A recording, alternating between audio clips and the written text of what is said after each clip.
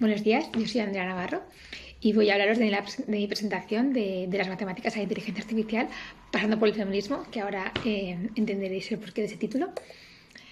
Primero un poquito sobre mí, yo soy ingeniera en matemática, me he especializado en inteligencia artificial y ciencia de datos, que es lo que he trabajado pues, a lo largo de mi carrera profesional.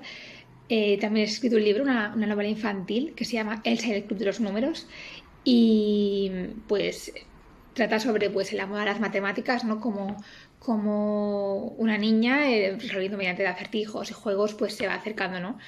A las matemáticas, que ha sido pues galardonado con el Premio Nacional Hortensia Roth de Literatura, porque genera referentes femeninos en un sector que tradicionalmente no está muy copado, ¿no? por mujeres, ¿no? De hecho, por ejemplo, este sesgo de género lo podemos encontrar en estadísticas, por ejemplo, del INE, que nos demuestra que las mujeres en sectores de tecnología punta ocupan menos de un tercio, ¿no? de los puestos, y a mí personalmente en mi carrera profesional me parece que es un dato bastante generoso, porque en el sector tecnológico así informático suele ser bastante menos.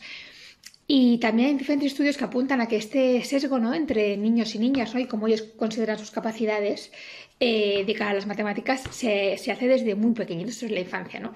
De hecho, los informes PISA, que los conoceréis, ¿no? que miden también el desempeño de las matemáticas en diferentes países, en 44 de 66 países, en una gran parte de ellos, se han encontrado diferencias estadísticas significativas en el rendimiento de ellos y de ellas, siendo el de ellas siempre matemáticas muy inferior. Y hay estudios muy interesantes, por ejemplo el de Science, que apuntan que estos sesgos se hacen en la infancia desde los 5 a los 7 años. A partir de los 6 años es un año clave, en el que es un estudio complejo que os voy a dejar aquí al final para que lo veáis si os interesa, pero en el que ya se demuestra que los niños y niñas ambos empiezan a configurar el género femenino más amable y más dulce, ¿no? por así decirlo, y el género masculino más inteligente y más capaz de resolver problemas matemáticos complejos.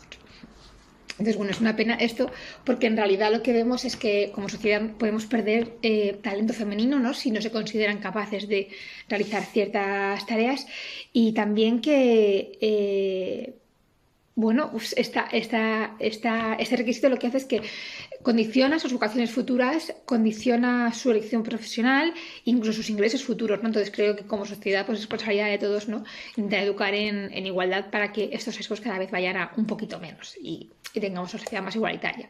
Entonces, también como educadores, que más satisfactorio, ¿no? y conseguir motivar a nuestros alumnos y alumnas para que se integren con las matemáticas y quitemos un poquito este estigma que tienen bueno, no de difícil, ¿no? pero sí de muy frustrante. Entonces, yo aquí os he traído algunas ideas que más o menos a mí me han funcionado para motivar con matemáticas. Y es siempre que sea posible aportar un enfoque lúdico, porque creo que parte del estrés, que es repetitivo, que es frustrante, ¿no? Entonces, si lo podemos hacer un poco más juego, siempre salimos ganando en ese sentido. También plantear primero el problema y luego que ellos lleguen con un enfoque psicocrítico a la solución, ¿no? Versus el enfoque de darles una fórmula sin saber para qué sirve y la empiecen a repetir. Si ellos mismos de un problema necesitan llegar, no saben cómo llegar, y al final se encuentran con una fórmula que les soluciona ese problema de partida, van a fijar mucho más en su memoria esa fórmula y van a entender para qué sirve, porque el propio problema les lleva hasta ella. Y también creo que es muy interesante enseñar aplicaciones de la vida real, ¿no? que es una cosa que yo también intento siempre contar cuando voy a los coles. Y aquí os voy a poner un par de ejemplitos para que veamos cómo podemos pues traducirlo, ¿no? Que son cosas que no se pueden hacer de continuo, pero cuando se hacen sí que sirven para darles perspectiva, ¿no? y que vean, que se sientan que las matemáticas sí que son útiles para ellos.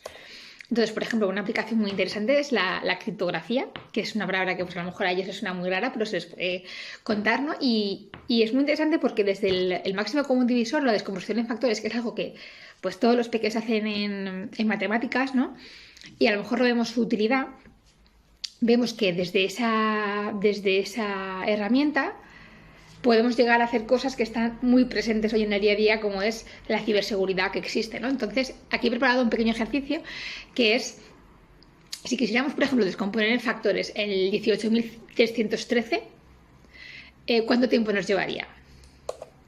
Pues nos llevaría con una calculadora y dividiendo por los números primos muy rápido, nos llevaría 1 minuto 30, siendo optimista.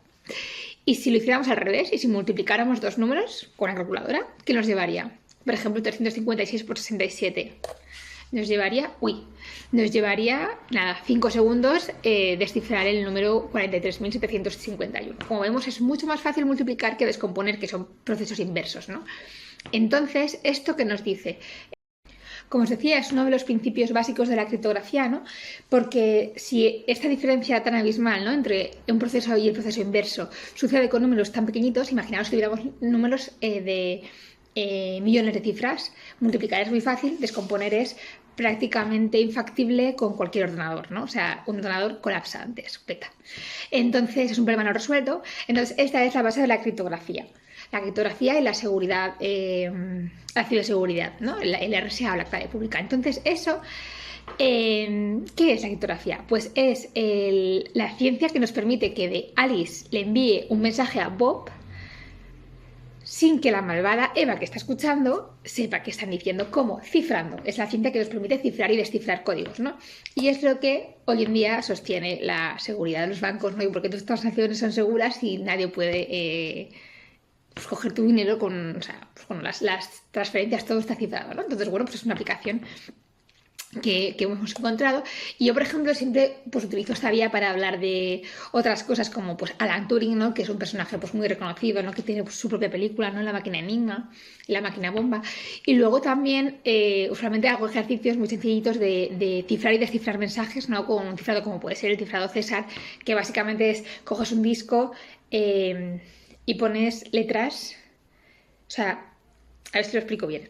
Coges un disco con el abecedario, como el que tenemos aquí, y si tu clave es 3, en vez de poner la letra, pones 3 letras más a continuación. Y cuando lo descifras, lo mismo. Si aquí está puesta esa letra y la clave es 3, le restas 3 letras a continuación, ¿no?, que es el cifrado más sencillito. Pues existen cifrados cada vez más complejos que se pueden hacer pues, de vez en cuando como actividad un poco recreativa y que además están todo el rato haciendo operaciones matemáticas. Otra aplicación, pues que decir que está totalmente en auge hoy en día con la tecnología es el aprendizaje automático y la inteligencia artificial, que bueno, además es un campo en el que yo trabajo. Y a mí me gusta mucho decirles que casi podemos predecir el futuro con ellos. Por ejemplo, en los negocios se utiliza mucho, ¿no? Cuando tú tienes una serie de datos de, por ejemplo, ventas, puedes predecir lo que va a pasar con las ventas a continuación, los próximos meses o los próximos días, a partir de datos antiguos, ¿no? ¿Cómo? Con matemáticas. Con aprendizaje automático, que es un sistema que es capaz de aprender de sí mismo y aprender de sus propios errores utilizando fórmulas matemáticas. Entonces también sirve para mucho más. Yo, por ejemplo, personalmente he hecho investigaciones en la universidad en el que utilizábamos la visión computacional, que es otra rama de la inteligencia artificial, en radiografías para detectar enfermedades al nivel de un radiólogo. O, por ejemplo, me gusta mucho ponerles vídeos de Wall-E. Voy a poner un vídeo en el que a ellos les llama mucho la atención también. Y en este vídeo pues lo que vemos es como una IA es capaz de encontrar a Wall-E de una forma muy efectiva y muy rápida, pues en cuestión de segundos, ¿no? Y podemos también decir como que las IAs trabajan para nosotros porque efectivamente con las matemáticas podemos programarlas y entrenarlas. Y de nuevo, también les suelo mostrar un vídeo, ¿no?, de una serie de, bueno, un corral de ovejas, ¿no?, en el que van pasando diferentes ovejas y una IA va contándolas, ¿no?, en vez de contarlas el pastor, pues les van contando la propia IA, ¿no?, y cómo las máquinas nos pueden ayudar a las personas y, como decía, pues todo a través de las matemáticas. También nos puede servir para la robótica, ¿no? Y aquí pues también hay algún vídeo de, bueno, hay muchísimos, yo pues suelo utilizar algunos, ¿no?, de pues como un robot va recolectando frutas, pero no solo eso, tiene que medir la distancia hasta la pieza de la fruta, tiene que poner la presión adecuada, tiene que saber si esta fruta está verde o esta fruta no está verde, con lo cual también lo he aprendido con inteligencia artificial para ver cuál coge y cuál no. Entonces, pues son diferentes utilidades, ¿no?, que podemos tener todos desde pues, formulaciones matemáticas, como por ejemplo que vienen desde la multiplicación de matrices, ¿no?, que tú dices, una multiplicación de matrices es algo pues que es como muy sencillo, que a lo mejor no leemos la aplicación, y luego en la inteligencia artificial es la base, ¿no?, del cálculo. Y luego también últimamente y lo más llamativo quizás sea que están apoyándonos en el arte y en la literatura, ¿no?